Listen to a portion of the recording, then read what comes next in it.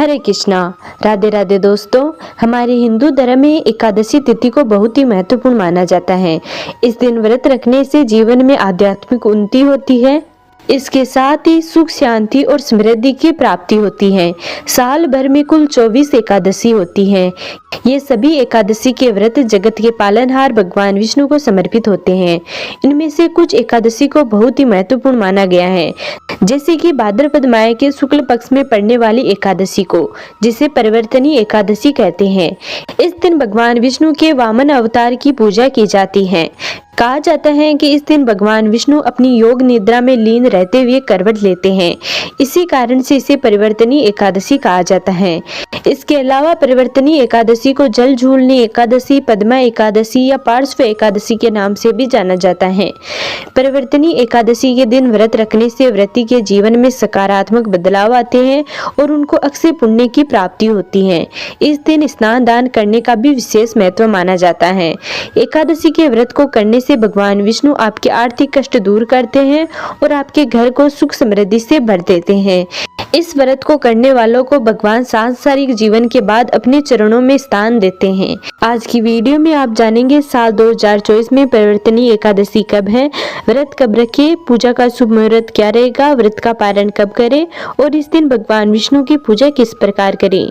तो दोस्तों, वीडियो को पूरा जरूर देखें और अगर आपने अभी तक हमारे चैनल को सब्सक्राइब नहीं किया है तो प्लीज सब्सक्राइब कर ले। परिवर्तनी एकादशी की व्रत कथा त्रेता युग से जुड़ी है। उस समय बलि नाम का राजा भगवान विष्णु का परम भक्त था। बलि ने अपने तप और पूजा से कई असाधारण शक्तियां हासिल कर ली थी और इंद्र के देवलोक के साथ तीनों लोकों पर कब्जा कर लिया था।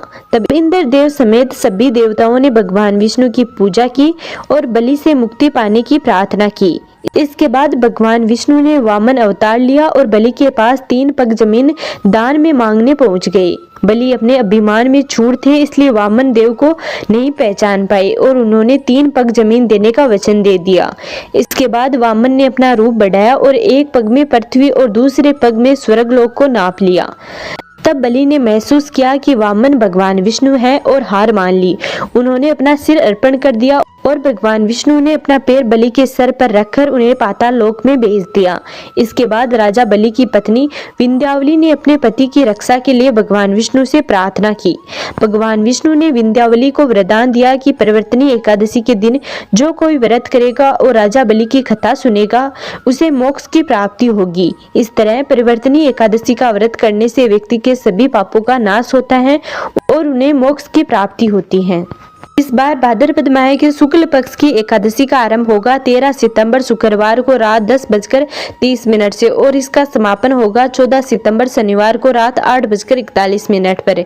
इसलिए उदय तिथि होने के कारण इस बार एकादशी का व्रत 14 सितंबर शनिवार के दिन रखा जाएगा। द्वादशी तिथि प्रारंभ होगी 14 सितंबर शनिवार रात 8:42 से और द्वादशी तिथि का समापन होगा 15 सितंबर रविवार शाम 6:12 पर। इस बार 14 सितंबर शनिवार के दिन व्रत रखा जाएगा और अगले दिन 15 सितंबर रविवार को व्रत का पारण किया जाएगा। इस दिन व्रत के पारण का शुभ मुहूर्त रहेगा सुबह 6:06 से सुबह 8:34 तक। इस समय में आप अपने व्रत का पारण कर सकते हैं। एकादशी व्रत का पारण निश्चित समय में ही करना चाहिए और इस दिन भूलकर भी चावल और चावल से बनी हुई चीजों का इस्तेमाल नहीं करना चाहिए। दसवीं तिथि के दिन ही तुलसी के पत्ते तोड़कर रख लिए जाते हैं, क्योंकि एकादशी के दिन तुलसी के पत्ते तोड़ना वर्जित माना जाता है। परिवर्तनी एकादशी के दिन कई शुभ योगों का निर्माण हो रहा है। इस दिन शोभन योग शाम 6:18 तक रहेगा। इसके बाद स्वार्थ सिद्धि योग का निर्माण हो रहा है, जिसका प्रारंभ होगा 8:32 से और इसका समापन होगा अगले दिन 15 सितंबर को सुबह 6:06 पर। इस दिन रवि योग का निर्माण भी हो रहा है, जो सुबह 6:06 से शुरू हो रहा है और 8:32 पर समाप्त हो जाएगा। परिवर्तनी एकादशी व्रत का पूरा फल तभी मिलता है जब नियमानुसार व्रत रखने के साथ साथ विधि विधान से पूजा की जाए। इसके लिए परिवर्तनी एकादशी के दिन सुबह जल्दी उठकर स्नान करें और संभव हो तो पीले रंग के कपड़े पहन ले। फिर भगवान विष्णु का स्मरण करके व्रत का संकल्प लें। इसके बाद मंदिर की साफ सफाई करें। शुभ मुहूर्त में भगवान विष्णु की पूजा करें। पूजा में भगवान विष्णु को फल, फूल, धूप, दीप और नैवेद्य अर्पित करें। धूप दीप करें। भगवान विष्णु के ओम नमो भगवते वासुदेवाय मंत्र का जाप करें। साथ ही विष्णु सहस्त्र नाम का पाठ करें। आखिर में भगवान विष्णु और माता लक्ष्मी की आरती करें। इस दिन ब्राह्मणों को दान देना और गरीबों की मदद करना बहुत ही शुभ माना जाता है। रात्रि को भगवान विष्णु की भक्ति में जागरण करें। इस समय कथा, भजन और कीर्तन करें। दूसरे दिन प्रातःकाल ब्राह्मणों को भोजन कराएं और उनका आशीर्वाद लें। उसके बाद व्रत का पारण करें। आज की वीडियो में बस इतना ही। अगर आपको इसके बारे में और अधिक जानकारी चाहिए तो हमें कमेंट करके जरूर बताएं। मिलते हैं अगले वीडियो में, तब तक नमस्कार।